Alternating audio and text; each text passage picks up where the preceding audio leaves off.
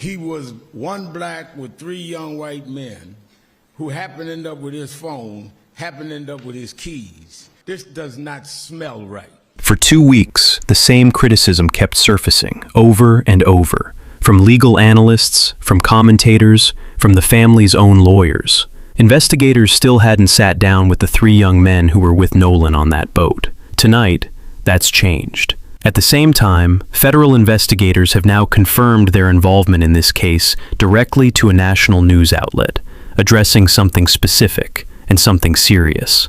And tomorrow morning, before any of this settles, a family will bury their son, carrying every one of these unanswered questions with them into that church. If you're just finding this case, or you've been following it since the beginning, take a second and drop where you're watching from in the comments below. And if you want to stay with this story as it develops, hit subscribe, because this is a true crime documentary series we'll keep updating the moment new facts come in. Tonight, we're walking through everything that surfaced in the last 48 hours. Confirmed interviews, an on-the-record federal statement, a clearer picture of how the grand jury process actually works, and threats that have now reached more than one family connected to this story. For weeks, one specific gap in this investigation kept getting hammered, again and again, by outside legal voices. In a case this serious, the people who were physically standing next to a missing man in his final hours are usually the first ones investigators talk to, not the last. That gap fed a lot of the public suspicion around this case. Theories about stalling, theories about favoritism, theories about an investigation moving too carefully because of who was involved. That criticism no longer holds up. Jackson County Sheriff John Ledbetter has now confirmed, directly and on record, that all 3 friends who were on that boat with Nolan have been formally interviewed. And he didn't stop there. Ledbetter revealed his office has now interviewed more than 60 witnesses total, connected in some way to this case. That's not a small number. That's an investigation that's expanded far past the friend group, reaching out to anyone on Horn Island that day who might have seen something worth knowing. It's worth sitting with what that number actually means. 60 witnesses isn't one dramatic breakthrough. Real investigations rarely work that way. They're built slowly, account by account, cross-checked against GPS data, timestamps, and physical evidence, until a picture starts to hold together. Whatever conclusion this case eventually reaches, it won't rest on one story. It'll rest on dozens of them, measured against each other and against the facts. Separately, federal investigators have confirmed their role in this case directly to ABC News. Not a leak, not secondhand speculation. An on-record statement, confirming that federal involvement here is centered on interstate threats made against people connected to this case. That single sentence cuts through weeks of guessing. Some assumed federal involvement meant a hidden second investigation. Others assumed it meant a cover-up in progress. Neither reading holds up. Sheriff Ledbetter has also clarified that federal presence here isn't unusual at all, since Horn Island itself sits on federal land, and his office regularly partners with federal agencies on cases like this one. Put those 2 explanations together, and there's very little room left for either extreme theory people had been drawn toward. And that federal statement isn't abstract. It connects to something painfully real. More than one family tied to this case has now received documented threats. A local judge, stepmother to one of the 3 teens who made the trip to the island with Nolan, has spoken publicly about threats made against her own family throughout this investigation. She's not alone. One of Nolan's close friends, who was on the island with him that day, has said he and others around him have received threats too, and that the fear it's created for the people he loves is real and constant. 2 completely different families, connected only by proximity to one tragedy on one afternoon, both now living with the same fear. And it needs to be said plainly. None of these threats are evidence of what happened to Nolan. They're a separate and serious problem, born out of public anger directed at people simply connected to this story. Whoever's behind them should be held accountable. Full stop. There's also new clarity on the legal process itself, this time coming straight from the district attorney's own office. Following a meeting with the family, the DA's office confirmed something directly to ABC News. Convening a grand jury does not, on its own, mean a crime has been confirmed. It's standard procedure for most unnatural or unexplained deaths in the county. That statement matters, because for weeks, this exact point had been argued back and forth by outside legal analysts, with no one able to speak for the DA's office itself. One attorney had called the grand jury referral routine. Another, a former judge with his own history involving this same office, argued it was a sign something serious was already being pursued. This new statement leans toward the first read, but it doesn't erase the second concern entirely. Whether this specific office follows through with real thoroughness once that referral happens is still an open question, and this clarification alone doesn't answer it.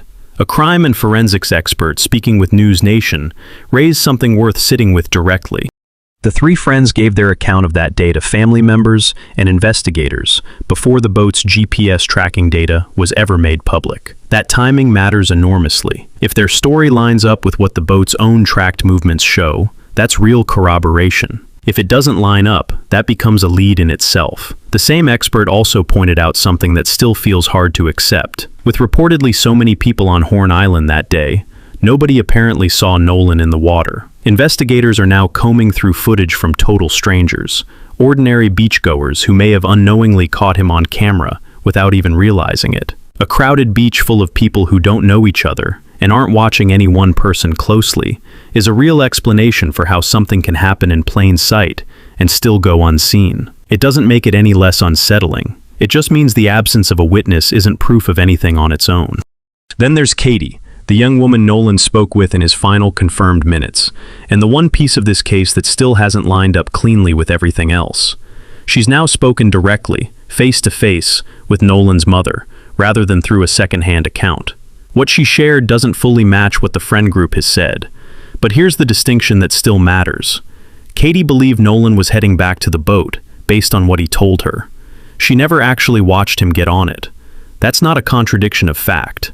That's an assumption, understandably made in the moment, by someone who had no reason to think it would matter later. Her account now sits inside the same pool as every other witness statement, waiting to be measured against the same GPS data, the same audio, and whatever the two pending autopsies eventually show. This case has even drawn comment from the very top of Mississippi's state government, with the governor publicly addressing the investigation this week, a sign of just how far this story has traveled since a missing persons report was first filed on the night of July 4th. And through all of it, one piece of evidence still sits untouched: Nolan's phone. Both the family and law enforcement agreed to examine the device jointly. As of now, that examination still hasn't happened. It remains the most anticipated piece of evidence in this entire case, tied directly to questions about missing messages and content that vanished from that day. All of this arrives in the same stretch of days as something far more personal for this family. Tomorrow, Nolan Wells will be laid to rest. The service is set for a church in Ocean Springs, with visitation beginning at 9 that morning and the funeral immediately after. A civil rights leader agreed to officiate, a request made directly by the family. It's worth noting that a local convention center's own commission had actually voted unanimously to offer their venue for the service. The family chose the church instead, and the venue responded with grace, offering their continued support regardless. That kind of response says something about how far this story has traveled. A commission voting to hand over its own venue, a civil rights icon agreeing to officiate for a family he'd never met before this happened, a former NFL quarterback funding an independent autopsy, a filmmaker covering funeral costs. None of that changes what actually happened to Nolan, but it shows how deeply this loss has resonated, far beyond the borders of one small Mississippi county. For anyone who can't be there in person, the service will be live-streamed in full, meaning tomorrow won't be a quiet, private goodbye. It'll be witnessed by strangers across the country who followed every twist in this story for over 2 weeks, right alongside the family, friends, coaches, and teammates gathered in Ocean Springs.